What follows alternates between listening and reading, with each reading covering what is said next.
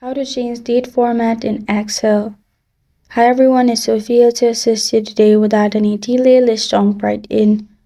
First, you'll find this kind of screen pop up. Simply select all the dates, right click on it, and then you'll find all these options pop up. Click on Format Cells. In here, in category, you'll find date.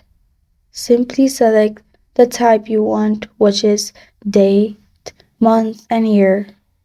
Or you can simply go to custom, which is below special. In here you'll find option DD MM or YYY, or simply in type you can copy you want. After that, click on OK and you're good to go. That's how to change date format in Excel.